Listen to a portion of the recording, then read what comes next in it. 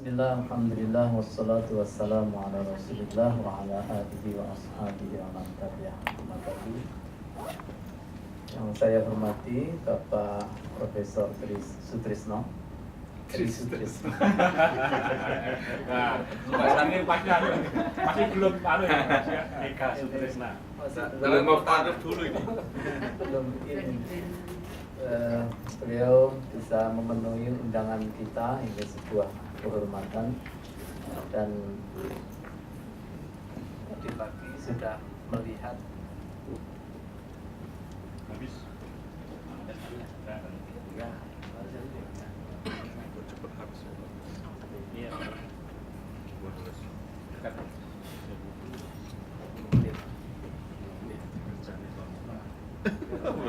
tadi pagi jam 7:30 sudah nyampe hotel. Cepat sekali perjalanan beliau dari Jogja, dan sudah memeriksa hasil kerja Bapak Ibu pada workshop pertama, dan juga sudah berdiskusi dengan panitia bahwa aspirasi peserta workshop itu kita mengarah ke KKNI versi hasil pertemuan Bogor yang infonya dibawa oleh 4 peserta, yaitu Pak Arja, Pak Nasruddin, Pak Sulaiman, dan Pak Saminanto, dan beliau menyatakan itu yang benar. Yang terbaru. Maka kita sudah berada pada jalan yang benar.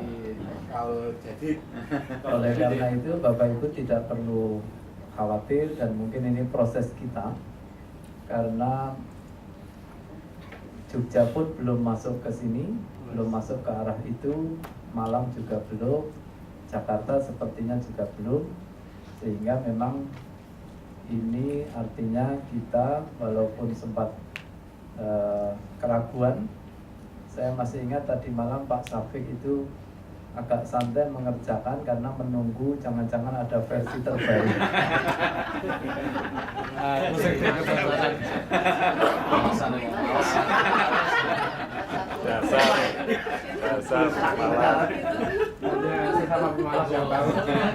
Tadi saya tanya ke Prof. Tris, Prof, apakah ada versi terbaru? Oh, nggak ada, ya itu yang terbaru.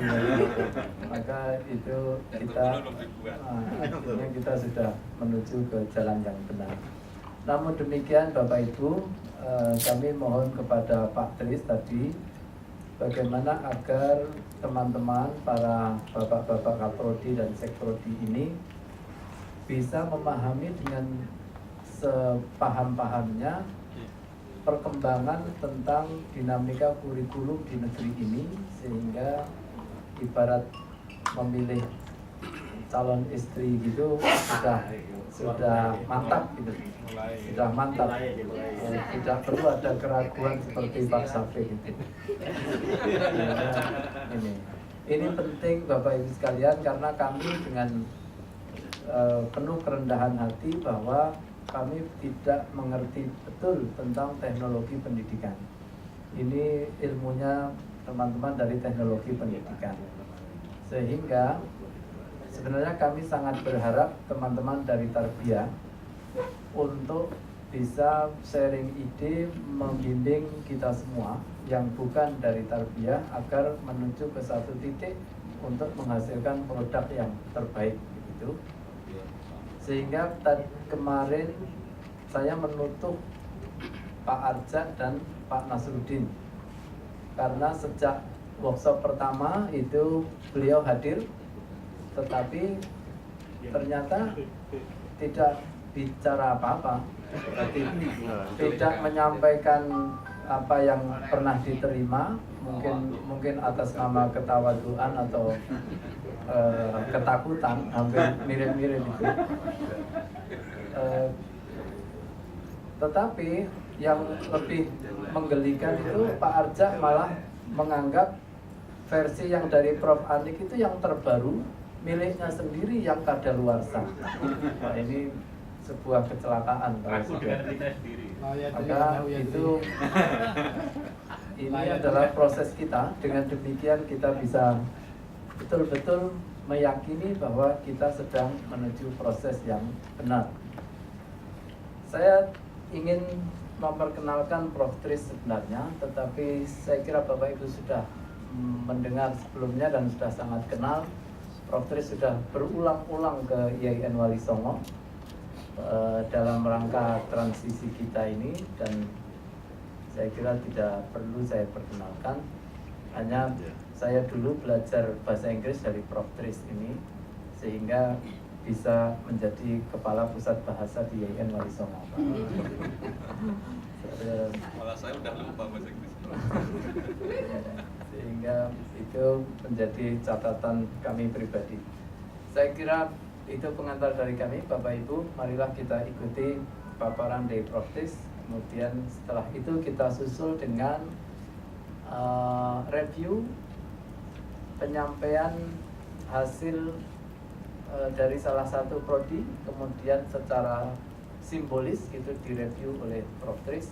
Itu tentu karena kita harus selesai pada jam 12, maka semampunya, dan pergeseran kita ke arah yang baru ini tentu membuat Bapak Ibu berpikir keras tadi malam. Saya juga menyampaikan apresiasi atas nama panitia. Semoga amalnya diterima di sisi Allah Subhanahu wa Ta'ala. Saya persilakan Prof. Tris, waktu secukupnya. Dosa-dosanya diampuni. Assalamualaikum warahmatullahi wabarakatuh. Pertama-tama tentu kami bersyukur pada pagi berbahagia ini ketemu di sini. Tadi sampaikan Mas Muhyar berkali ketemu di IAIN Wali Songo, tapi sekarang ketemunya tidak di IAIN ini. Kita ketemu di hotel ini kan. Ya. Dan sudah tidak institut lagi kan, sudah universitas itu. Saya belum tahu itu apa itu nama logo yang di kampus sudah diganti atau belum itu. Belum, Pak. Belum ya. Belum berani, Pak, karena belum launching, Pak. Oh, belum launching. Biasanya ada soft launching, ada grand launching gitu. Grand launching. Ya, rencananya itu Senin yang akan datang 24 itu mau lihat ke kampus sana. Namanya sudah diganti atau belum gitu. Belum. Tapi ketika saya lihat di judul di atas itu kok masih institut. Saya malah pikirnya ini sudah ditandatangani kok nggak disyukuri, masih namanya masih pakai nama lama gitu. Oke. Baik, ini makasih juga atas kesempatannya bisa ketemu kembali di sini. Mungkin sebagian sudah pernah ketemu, tentu sebagian yang lain juga belum pernah ketemu. Dan kalau ketemu mungkin juga forumnya berbeda-beda. Mungkin yang para guru besar dulu pernah ketemu di penyamaan persepsi sertifikasi dosen sebagai asesor. Mungkin ketemu juga ketika asesor. Tapi mungkin juga ketemu ketika BKD atau LPKD, mungkin juga SIPKD. Tapi pembicaraan sekarang tidak terkait dengan itu semua. Terkait dengan kurikulum. Tadi disebut-sebut ada Pak Arja ya. Ada Pak Nasruddin. Pak Arja yang mana? Arja ini, Pak. Orangnya yang preman Pasar Johar.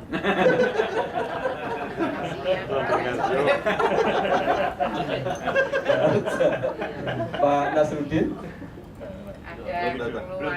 Belum. Siapa lagi yang pernah ikut Pak Arja selain Pak Arja? Pak Sulaiman. Ini di Bogor nih. Di Bogor.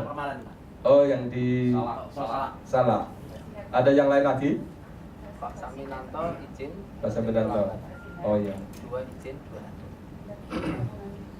Baik, jadi ini yang namanya kurikulum itu kan otonomi perguruan tinggi.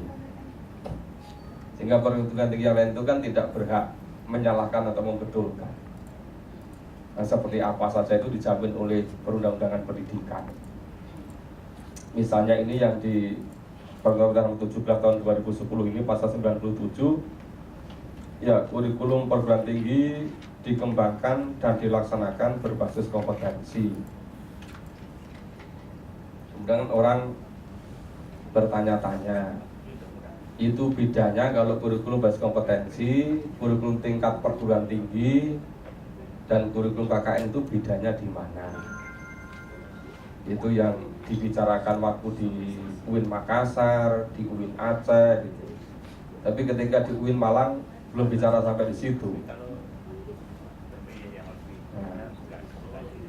ketika pertama saya terima SMS dari Mas Muhyar ya, itu suruh menyampaikan pengalaman Jogja mengembangkan kurikulum. Nah, yang ingat saya pengembangan kurikulum itu dulu tahun 2004-2005. Kemudian di-refresh kembali 2011-12. Ketika itu belum KKNI. Maka ketika saya terima SMS itu, apa ya, kami akan ceritakan yang seharusnya sudah harus diperbaiki gitu.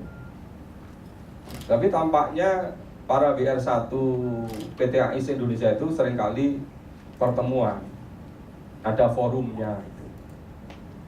Nah, ketika pertemuan terakhir, saya dapat info dari beberapa WR1, bisa dari Prof. Sewang, WR1 dari Makassar, kemudian WR1 dari UIN Araniri pada Aceh, beberapa yang lain. Karena pertemuan WR1 yang lalu itu yang diminta mempresentasikan kurikulum merujuk pada KKNI itu WR1 Jogja. Nah, dianggap Jogja itu sudah KKNI gitu. Nah, tapi kemarin hari Kamis pagi di Jogja itu mengumpulkan mulai dari rektor sampai seluruh jurusan, ada 118-an orang di aula rektorat. Mestinya yang bicara itu Direktur Pendidikan Tinggi Islam, Pak Didi Rosada, sama Bu Silvi. Tapi ketika surat disampaikan ke Pak Didi, kemudian ditelepon oleh panitia, oleh WR1, malah Pak Didi menyerahkan. Nah, sebetulnya yang banyak apa itu membicarakan atau ditugasi oleh direktorat untuk apa itu merumuskan bicarakan kurikulum KKNI itu malah dari Jogja gitu. Akhirnya Pak Didi nggak mau datang, saya suruh menyampaikan di situ. Nah, ketika sampaikan dari pagi sampai siang itu baru, wah ternyata berbeda seperti itu. Berarti selama ini memang belum KKNI, jadi sudah terlanjur disampaikan ke mana-mana bahwa Jogja pertama kali KKNI gitu. Akhirnya mana-mana ikuti Jogja. Lolon mudilun.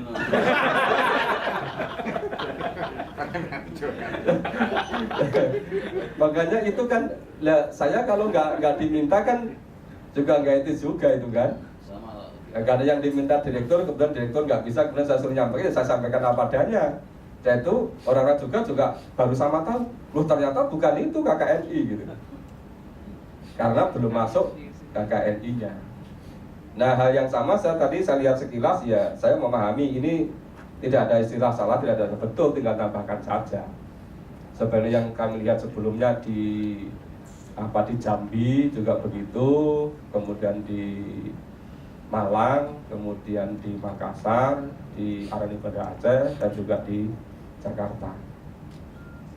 Nah, kembali ke sini tadi, kita lihat dulu kurikulum tingkat satuan pendidikan untuk setiap program studi di perguruan tinggi dikembangkan dan ditetapkan oleh tiap-tiap perguruan tinggi dengan maju pada standar nasional pendidikan atau SNPT sekarang.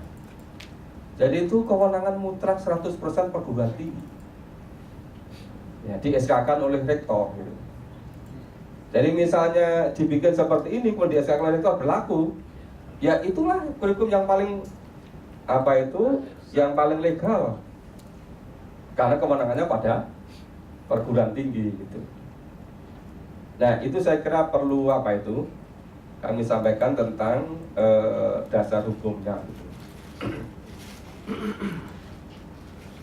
Nah, sekarang sedikit kita membicarakan tentang KKN ini. Tadi sedikit kami singgung KBK di perguruan tinggi, kurikulum tingkat perguruan tinggi. Kalau di kelas 1 sampai kelas 12 itu KTSP, dan KKNI bedanya di mana? Nah, kalau KBK itu bahwa semua lulusan perguruan tinggi harus jelas menghasilkan lulusan itu jelas profilnya, jelas kompetensinya. Makanya di sini ini betul-betul mengacu kepada Kurikulum berhasil kompetensi, karena jelas sekali profilnya, kompetensinya terpetakan. Ya ini dulu lama sekali bisa menghasilkan produk seperti ini, berbulan-bulan gitu. Nah, tetapi ini sebelum KKNI muncul gitu. Ini kan produk sampai tahun 2011-2012 gitu. Kemudian kalau kurikulum kesatuan pendidikan itu untuk memberikan kewenangan, keunikan, kekhususan dari perguruan tinggi masing-masing. Jadi persoalan pengelolaan atau manajemen kurikulum pada perguruan tinggi. Nah, kalau KKNI itu mengharuskan bahwa produk lulusan dari perguruan tinggi itu harus terkait dengan dunia kerja. Makanya mengharuskan terkait dengan bidang kerja dan ditentukan levelnya, kualifikasinya, ada deskripsinya, dan terkait juga dengan apa yang namanya magang. Makanya di situ ada, saya kira sudah banyak dibicarakan yang lalu tentunya, ada level 1 sampai level 9. Yang perguruan tinggi mulai kebanyakan itu dari level 5 itu diploma 3, kemudian level 6 itu diploma 4 sarjana terapan atau S1 sarjana, seterusnya sampai level 9.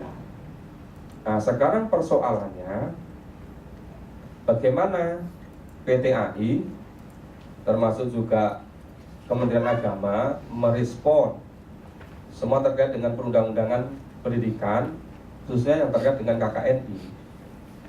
Nah, ini kalau kita minta sedikit mengurai dari latar belakangnya, itu berawal dari tahun 2002-2003 ketika mulai digulirkan ada yang namanya pasar bebas. Nah, itu nanti ada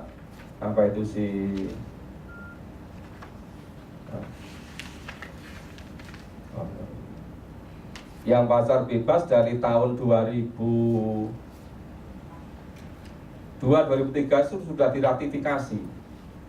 Setelah itu diratifikasi, kemudian dibicarakan oleh Kementerian Tenaga Kerja dari tahun 2003.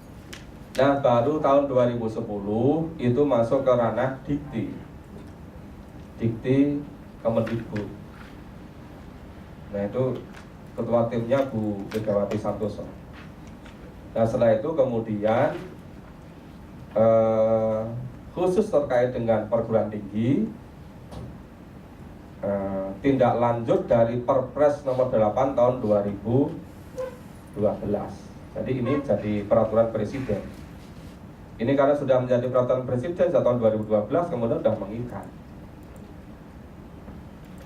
Nah, bersamaan dengan ini muncul juga Undang-Undang Nomor 12 tahun 2012 tentang pendidikan tinggi.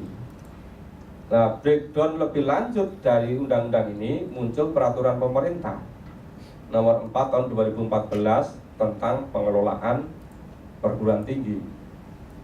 Nah, implementasi dari ini Perpres Nomor 8 2012 sama Undang-Undang Pendidikan Tinggi dan PP ini muncul Permendikbud Nomor 73 tahun 2013 tentang penerapan KKNI pada bidang pendidikan tinggi.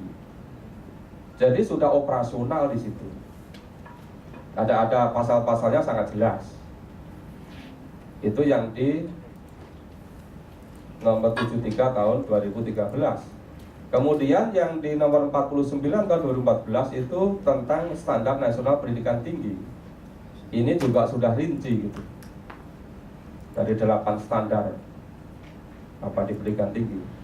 Kemudian yang terakhir muncul Permendikbud nomor 81 tahun 2014 tentang keharusan perguruan tinggi untuk menerbitkan ijazah, sertifikat profesi, sertifikat kompetensi, di dalamnya harus terkait dengan SKPI yang merujuk pada KKNI. Nah kalau ini masa transisinya 5 tahun, di sini masa transisinya 2 tahun. Di sini nggak disebutkan masa transisinya kapan, cuma berlaku mulai diputuskan, mulai ditetapkan, ini mulai berlaku.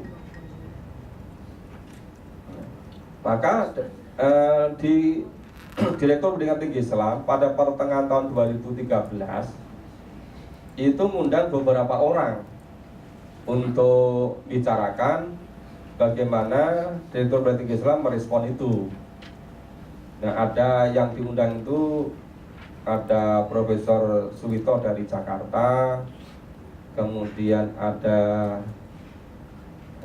Prof Muhaimin juga, ada Prof Nur Haidi, ada Mas Abdul Rozak, kemudian saya juga ikut diundang situ, ada beberapa yang lain.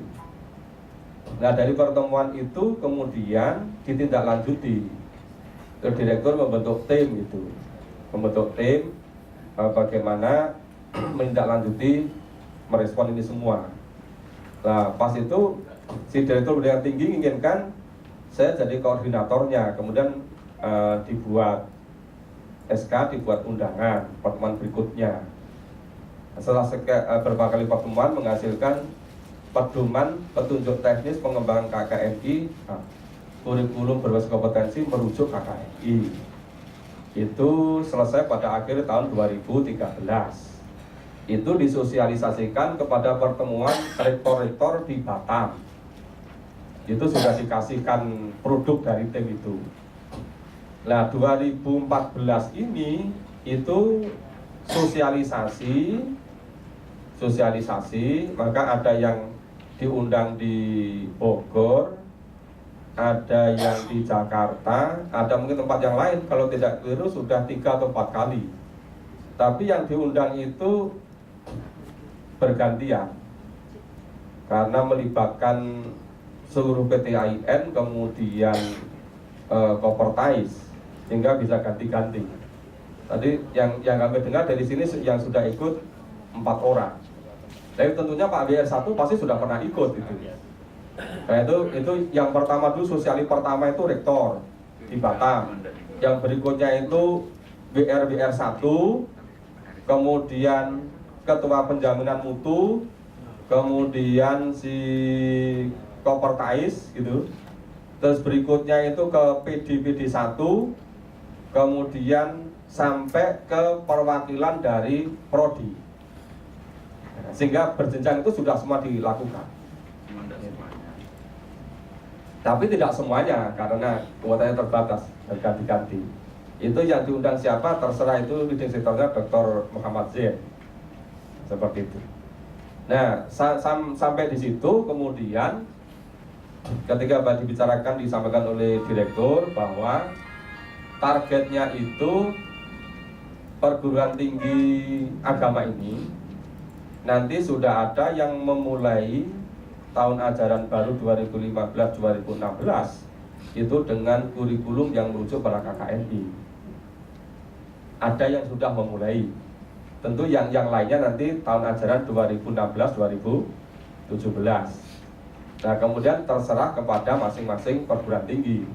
Maka dari hasil pertemuan itu relatif ada yang kemudian terus merespon, terus menyelenggarakan, ada yang semuanya menyelenggarakan, cuma arahnya bisa berbeda-beda sesuai dengan aliran dan kepercayaan masing-masing. Ya dianut gitu. Baik, sampai di situ sedikit saya akan nyinggung yang ada di tadi Permendikbud nomor 73 tahun 2014 tentang penerapan KKNI bidang pendidikan tinggi. Nah ini dikti mempunyai tugas dan fungsi. Nah saya memahami dan saya sampaikan kepada direktur, kalau di Permen itu berbunyi dikti, itu kalau di kita itu dianggap aja Direktur Pendidikan Tinggi Islam. Nah untuk memudahkan begitu. Nah sehingga tugas fungsinya apa? Melakukan sosialisasi KKNI bidang PT dan strategi implementasinya. Sosialisasinya yang pertama kepada rektor-rektor dan ketua STAI dan Kopertais. Itu yang pertama. Yang kedua ke WR 1 Puket 1 ke Kopertais. Kemudian yang ketiga ke PD 1 Penjaminan Mutu. Kemudian sampai ke Kaprodi Sekprodi. Strateginya dengan disiapkan petunjuk teknis pengembangan kurikulum berbasis kompetensi merujuk pada KKNI, sehingga menganggap bahwa Direktur Perguruan Tinggi Islam sudah memenuhi kewajiban ini.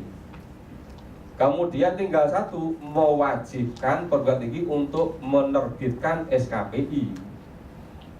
Mewajibkan.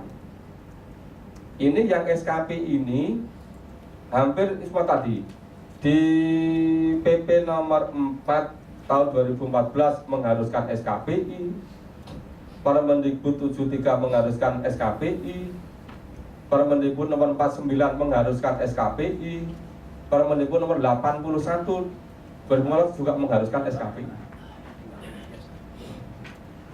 Nah, kemudian di SKPI itu kemarin hari Kamis ketika saya sampaikan di Jogja, di SKPI itu kan harus ada misalnya itu pendamping ijazah itu ada deskripsi itu lulusan level berapa, deskripsi seperti apa, deskripsi umum seperti apa, jenjangnya seperti apa, kemudian capaian pembelajarannya seperti apa, itu harus masuk di situ. Makanya kalau perguruan tinggi belum nyusun itu sampai ke capaian pembelajaran, tidak akan bisa menerbitkan SKPI. Nah, sampai sini saya kira clear tugas dari Direktur Perguruan Tinggi Islam. Nah, kemudian ini dalam melakukan KKN bidang perguruan tinggi, Dikti mempunyai tugas dan fungsi. Ini apa? Memberikan masukan, memberikan konsultasi, memberikan pendampingan dan mendorong penerapan KKNI. Menyusun kebijakan, regulasi, panduan tentang penyusunan kurikulum prodi yang mengacu KKNI, mengevaluasi pelaksanaan kurikulum yang mengacu KKNI. Nah, ini secara bertahap dengan diundang bergantian tadi itu dilakukan seperti itu. Nah, sekarang tinggal tugas perguruan tinggi. Dalam melakukan KKNI bidang perguruan tinggi mempunyai tugas dan fungsi. Setiap prodi wajib menyusun deskripsi capaian pembelajaran minimal mengacu pada KKN bidang itu. Jadi yang punya kewajiban itu program studi. Makanya itu waktu diskusi beberapa teman yang menanyakan, tampaknya kedepannya semakin sulit mencari orang yang mau jadi kaprodi. Semakin sulit, karena sekarang sudah sulit, ke depan semakin sulit lagi ya. Karena tidak ada gaji.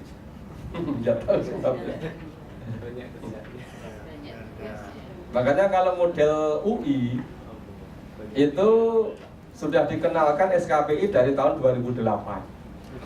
Beberapa perguruan tinggi itu kan biasa jalan duluan, setelah piloting kemudian baru dibikinkan undang-undangnya gitu. Tapi perguruan yang jadi makmum masbuk ya undang-undang sudah jalan, sudah saya tapi ngerti aja belum gitu. Ya, karena namanya makmum masbuk. Kan jarang-jarang ada imam masbuk kan. Iya. Nah, sehingga yang memiliki kewajiban itu prodi. Makanya tadi yang di UI itu bikin sistem untuk menyusun SKPI. Dibikin sistemnya, kemudian masing-masing mahasiswa baru itu diperkenalkan dengan sistem itu, kemudian dikasih apa itu si tonnya satu-satu, sehingga mereka dari masuk nanti sampai akhir mereka nyusun sendiri. Kemudian ketika mau diterbitkan, diverifikasi tim dari prodi. Tidak harus kaprodi dan sekprodinya, tapi ada tim yang dibentuk oleh prodi. Yang mereview mendiskusikan satu persatu dengan yang nulis itu. Kalau sudah oke disepakati, baru kemudian diparaf oleh Kaprodi, terus ditandatangani oleh dekan. Sehingga sistemnya seperti itu.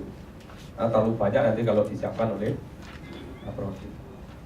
Jadi satu ini setiap prodi di sini bunyinya tidak setiap kaprodi ya, setiap prodi.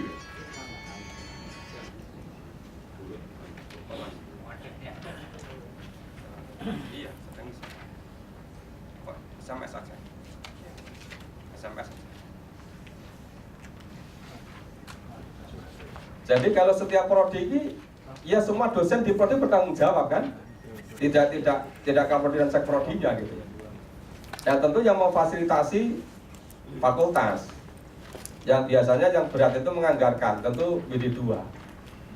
Makanya kenapa di Jogja hari Kamis kemarin semuanya diundang. Ada 118 orang.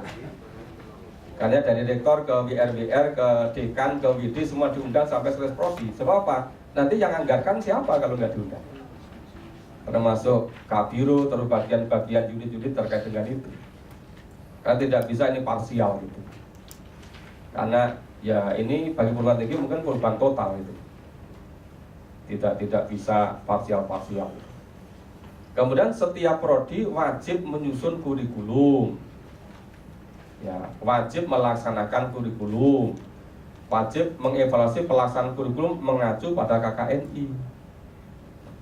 Jadi yang diwajibkan itu prodi. Karena nanti yang menghasilkan lulusan prodi. Makanya kenapa yang diakreditasi prodi. Nah gitu. Makanya aturan yang sekarang kan setiap prodi harus ada dosen tetapnya. Baik itu S1, S2 maupun S3 harus ada dosen tetapnya. Kalau tidak, nanti tidak bisa masuk ke PDPT. Kalau nggak bisa masuk ke PDPT, nggak bisa ngisi SIPKD. Kalau SIPKD nanti deadlock semua. Nggak akan dilayani apapun ke depannya.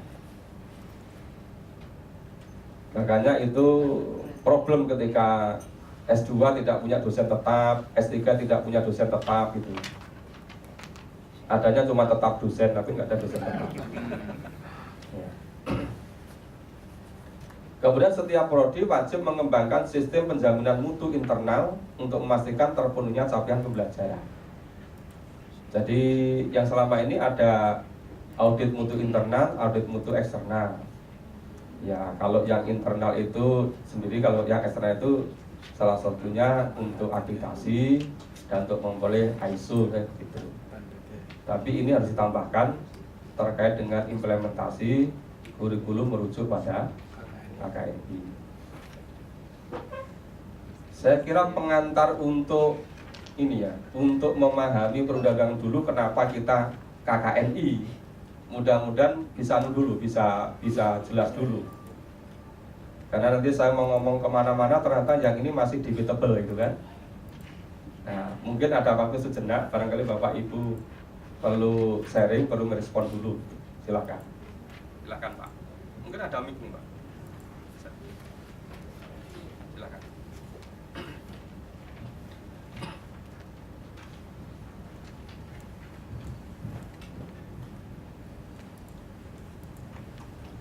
Ya, terima kasih Pak. Kemarin memang sempat ada perbincangan terkait dengan KKNI ini, kemudian ada standar nasional perguruan tinggi, kemudian tadi Bapak katakan bahwa kurikulum sebenarnya adalah otoritas perguruan tinggi. Saya kira ini perlu dijelaskan karena pada kenyataannya kemudian kan kurikulum itu disusun bersama, kemudian distandarkan, kemudian tingkat nasional gitu kan. Nah, kewenangan perguruan tinggi itu, kemandirian perguruan tinggi itu posisinya ada di mana? Persoalannya kan selama ini kita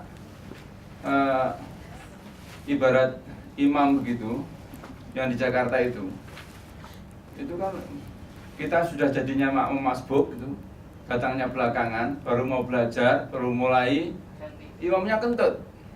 Nah, oke, kita ikut batal, akhirnya pindah lagi, imam lagi, berbeda lagi dengan sistem yang beda lagi, kemudian imamnya kentut lagi. Nah, sekarang kita diajak lagi pada sholat lagi, Nah, yang kita khawatirkan kan kita baru belajar, imamnya kentut lagi. Nah kalau dalam fikih sholat itu kalau imamnya kentut kita bisa mufarroqah. Nah kita ini kan tidak bisa mufarroqah.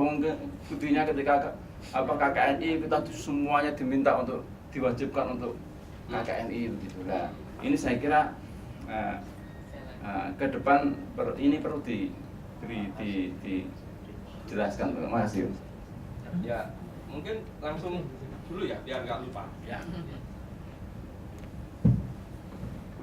Setahu saya tidak ada kurikulum nasional pendidikan tinggi. Setahu saya tidak ada. Kalau menurut undang-undang, menurut peraturan pemerintah, itu hanya ada 4 mata kuliah yang wajib ada. Itu mata kuliah Pancasila, PKN, Pendidikan Agama, sama Bahasa Indonesia. Itu wajib ada. Mata kuliahnya, tapi Iya. ini ya apa namanya standar kompetensinya dan sebagainya kan diatur. Tidak ditetapkan. Jadi begini, yang ada itu, misalnya ini, prodi wajib menyusun deskripsi capaian pembelajaran. Itu seharusnya mekanismenya, masing-masing konsorsium atau asosiasi prodi itu ketemu, menyusun itu, hasilnya seperti apa, kemudian difinalisasi, baru kalau yang Diknas diserahkan ke Diknas. Itu nanti yang di SK-kan. Tapi ini hanya capaian pembelajarannya. Kemudian kalau Kementerian Agama itu ada 32 prodi yang disusun oleh prodi, kemudian difinalisasi, yang itu nanti akan ditetapkan oleh Kementerian Agama. Ini deskripsi capaian, bukan kurikulum. Jadi berbeda antara cara belajar dengan kurikulum. Ya. Kalau kurikulum ini perguruan tinggi, prodi yang menyusun kurikulum, yang menerapkan dan mengevaluasi. Jadi jangan disamakan antara deskripsi capaian pembelajaran dengan kurikulum. Ini hal yang beda sekali. Jadi kalau kurikulum tetap otonomi perguruan tinggi. Tetapi bahwa di dalam kurikulum itu ada deskripsi generik secara umum KKNI yang level 1 sampai 9 harus ada itu memang dari undang-undang keharusan.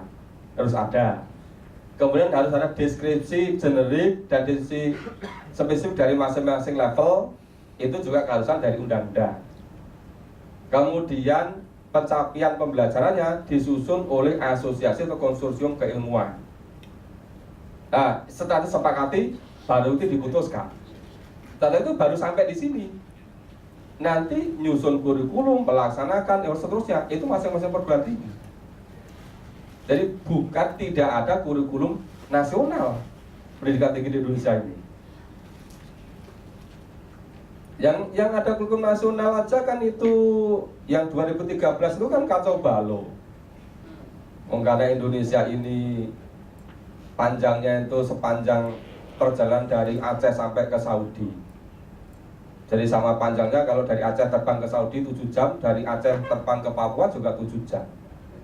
Indonesia itu sepanjang perjalanan dari Aceh ke Saudi.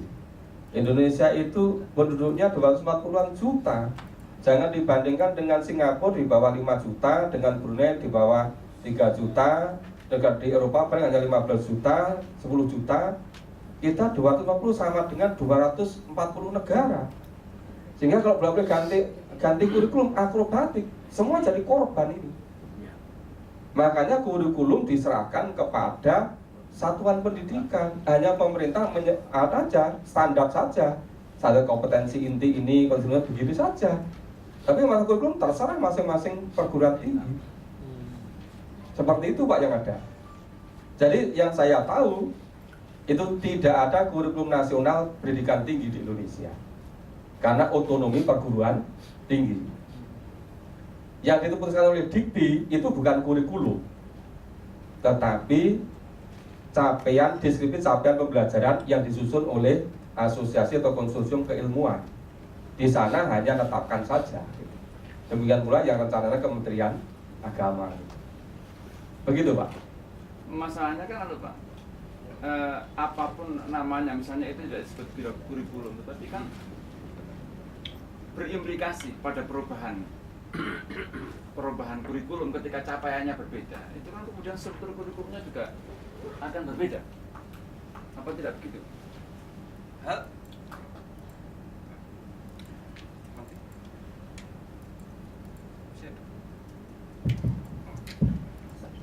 Jadi tadi sudah sampaikan hal yang sangat berbeda antara capaian pembelajaran dengan kurikulum. Capaian pembelajaran itu hanya satu unsur dari kurikulum. Bahwa kemudian nanti misalnya perguruan tinggi ketika tidak punya itu, tidak bisa menerbitkan transkrip nilai karena mata kuliahnya diturunkan, itu kan berangkat dari profil lulusan, profil utama, profil tambahan, kemudian deskripsi KKNI-nya, kemudian deskripsi umum khusus capaian pembelajarannya.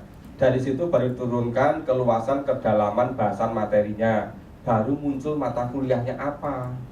Ya, mata kuliah ini nanti yang akan dimasukkan pada transkrip nilai.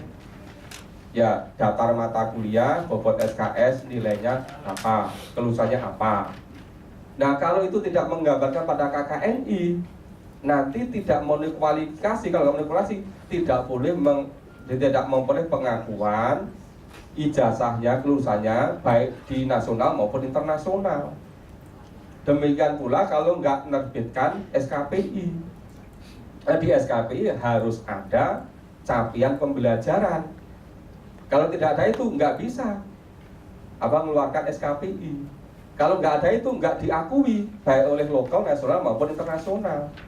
Jadi undang-undang itu hanya garis besarnya begitu. Bahwa rincinya seperti apa A sampai Z-nya itu terserah masing-masing perguruan tinggi.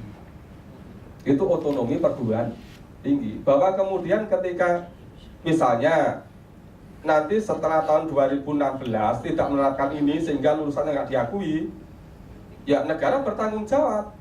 Makanya kan bertanggung jawab mengeluarkan undang-undang. Kan seperti itu nanti lulusan nggak diakui di mana-mana. Menghadapi pasar bebas, menghadapi globalisasi. Maka itu bentuk perlindungan. Negara berkewajiban melindungi warga negaranya agar lulusannya tadi memperoleh pengakuan di seluruh dunia. Seperti itu Pak. Tapi kurikulumnya terserah perguruan tinggi masing-masing. Kewenangannya pada perguruan tinggi. Tapi ada rambu-rambunya, ada aturannya, ada koridornya gitu. Begitu. Silakan yang lain. Ya, terima kasih waktu yang diberikan. Memang mengenai kurikulum nasional itu kemarin saya tanyakan ke Pak Direktur, Pak. Saya menanyakan sebenarnya yang disamakan itu, yang diseragamkan itu apakah capaian kompetensi atau mata kuliahnya. Dan itu memang tidak terjawab. Namun kita kemarin diberi tugas itu untuk membuat per prodi itu capaian kompetensi pembelajaran itu, capaian pembelajaran, dan sampai belakang itu ada kolom-kolom mata kuliah. Nah, kalau kita merujuk pada SNBT itu kan memang tidak sampai ke mata kuliah, tapi kenapa tugas yang diberikan sampai ke mata kuliah? Oleh karena itu, ya mungkin Pak Desno sebagai ilmuwan dalam bidang hal ini, saya kira bisa mengendalikan mereka jangan sampai terlalu jauh intervensi dalam nama mata kuliah. Kalau capaian saya kira itu jelas oke tamat undang-undang. Jadi perlu ada pengendalian, Prof. Kemudian yang kedua, bahwa setiap prodi atau kaprodi itu juga harus mengetahui jenis prodinya. Kan ada 3 jenis itu. Jenis pendidikan akademik, ada jenis pendidikan vokasi, ada jenis pendidikan profesi. Nah, yang saya tanyakan untuk PAI itu, Pak Prof. Ini sebenarnya jenis apa? Karena jenis pendidikan akademik itu kan ada 2, ada yang terapan dan ada yang sarjana biasa. Kalau profesi jelas tidak, ya itu karena ada level di atasnya. Yang saya tanyakan apakah pendidikan akademik terapan? Karena nanti kalau kita mengambil keterampilan umum yang ada di standar nasional itu berbeda yang terapan dan yang akademik murni. Nah ini PAI di mana? Ini saya yang menanyakan PAI, mungkin yang lain juga bisa menganalogkan saya kira. Ya. Terima kasih, Prof. Yang pertama, yang pola ini sebetulnya ini panduan. Panduan ini yang dikeluarkan oleh Dikti-Diknas, kemudian disesuaikan dengan Kementerian Agama. Ini maksudnya apa? Setiap mau pengajuan prodi baru harus memenuhi semua ini. Kalau tidak memenuhi ini, belum bisa lolos. Nah, kemudian untuk perpanjangan izin juga ini yang akan diterapkan.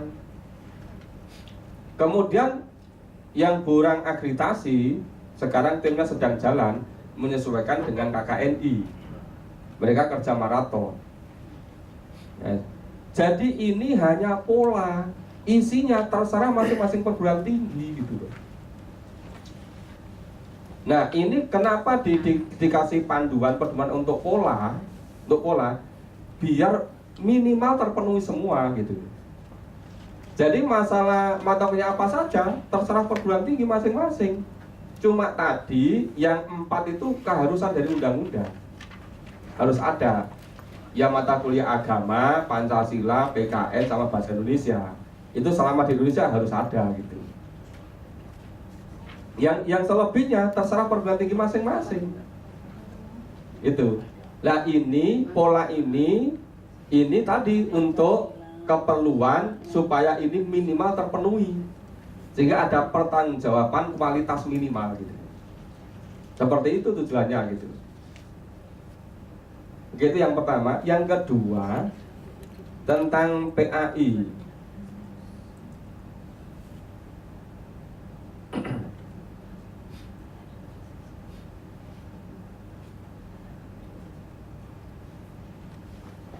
belum mesti levelnya.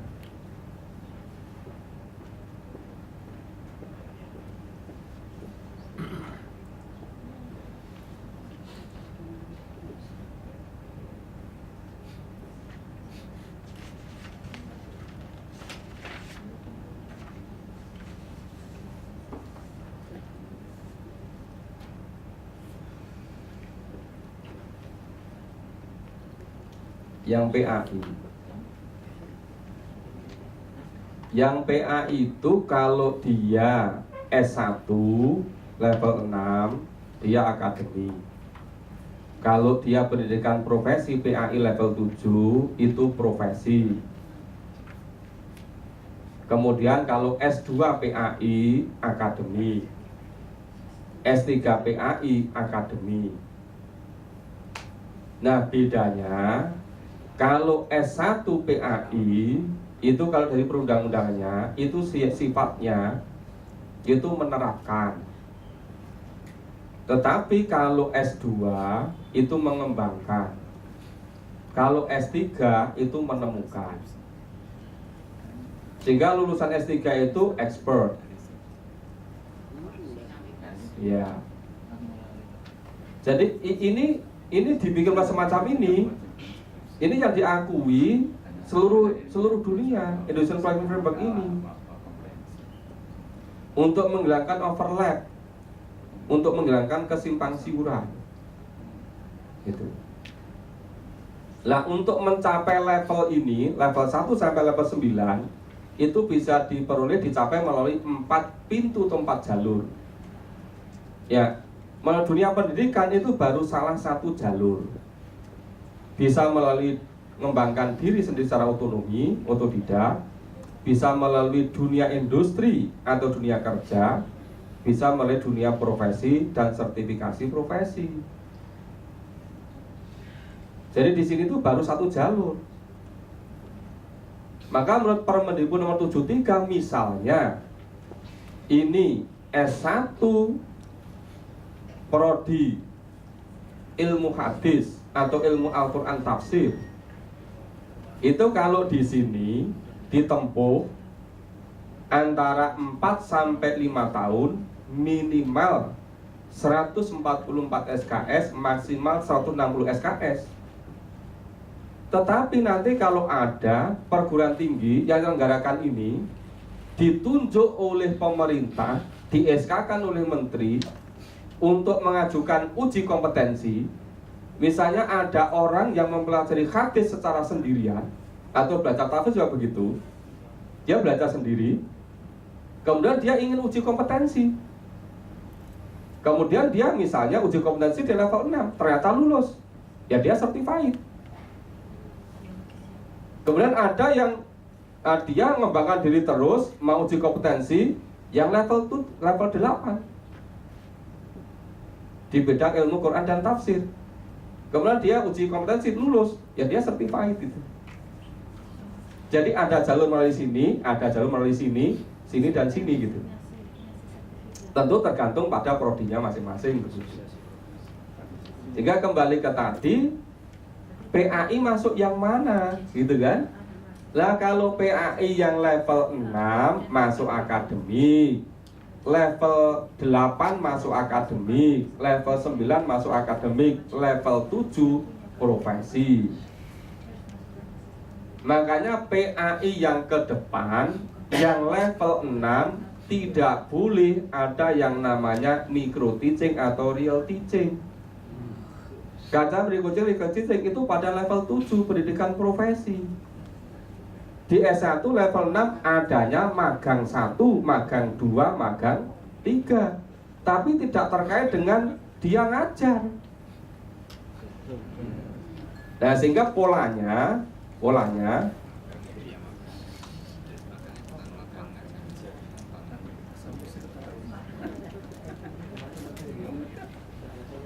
ini misalnya, ini S1 PAI ya, semester 1 sampai semester 8 akademik, KKN pendidikan, penelitian, ujian akhir. Ini magang 1, magang 2, magang 3. Lah magang 1, magang 2, magang 3 itu isinya apa? Misalnya untuk mengetahui administrasi pendidikan, untuk mengetahui tingkat kematangan belajar, usia belajar siswa, cara belajar siswa, seterusnya. Tapi belum boleh mengajar. Seperti kalau dokter itu dia dia baru wisuda S1, dia belum boleh pegang pasien, belum boleh. Ya S1 PA juga itu belum boleh pegang siswa, belum boleh mengajar. Mengajar itu nanti pada pendidikan profesi level 7 selama 1 tahun 2 semester itu. Sehingga bisa bentuknya ini kalau ditambah kewenangan tambahan ya sekitar 20%. Nanti misalnya ini pendidikan profesinya level 7 di sini, ini level 6-nya. Di antaranya seperti ini gitu. Jadi di S1 yang akademik level 6 tidak ada lagi ngajar. Makanya UPI Bandung itu sejak tahun 2006 tidak mengeluarkan akta 4, tidak mengeluarkan akta mengajar. Dia konsisten dengan pendidikan profesi guru. Yang lulus certified profesional, yang tidak, ya memang nggak ngambil di situ. Ya. Seperti itu gitu loh. Nah, mudah-mudahan tadi yang PAI yang mana itu sudah tergambarkan. Kalau belum silakan dikemukakan lagi gitu. Silakan Pak kalau masih ada. Ya, terima kasih. Mungkin untuk yang akademik dan profesi itu cukup berbeda. Tapi yang vokasi, jadi seperti misalnya perbankan syariah ya, itu apakah akademik atau vokasi? Nah, kalau profesi mungkin tidak, tapi apakah vokasi? Padahal antara akademik dan vokasi untuk sikap kemudian keterampilan umumnya itu berbeda. Oleh karena itu jangan sampai, terutama untuk yang syariah yang ada perbankan itu, jangan sampai salah menentukan ini vokasi atau akademik sehingga keliru mengambil di SNPT itu sikap dan keterampilannya itu. Ini terutama yang akademik dan yang vokasi, Prof. Itu bagaimana itu? Profesi jelas lah saya kira. Oke, sekarang kita lihat yang mengacu ke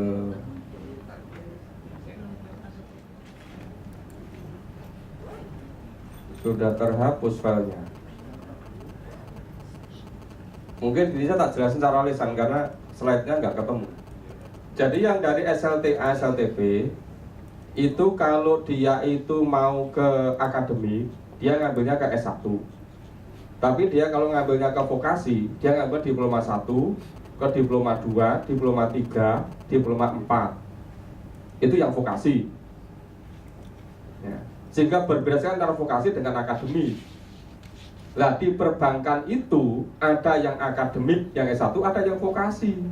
Itu hal yang sangat berbeda gitu loh. Nah, itu yang selalu jadi persoalan dulu secara nasional. Misalnya, itu yang nurse antara yang vokasi D3 itu kewenangannya jauh lebih tinggi daripada yang S1 kebidanan. Sehingga overlap akan ruang. Kemudian dengan ditata KKN ini levelnya itu menjadi jelas. Ya sama nanti kalau terjadi perbankan antara yang vokasi dengan akademik. Jadi kalau yang vokasi itu dari SLTA itu ke D1, D2, D3, D4. Tapi yang akademik ke S1, S2, S3. Nah nanti setelah D4 sama dengan sarjana terapan itu bisa ke spesialis, bisa ke super spesialis, sampai ke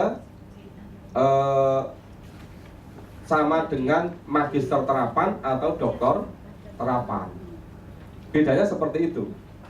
Tapi yang untuk perbankan yang level setelah D4 itu belum terbiasa. Yang terbiasa itu di kedokteran kesehatan gitu.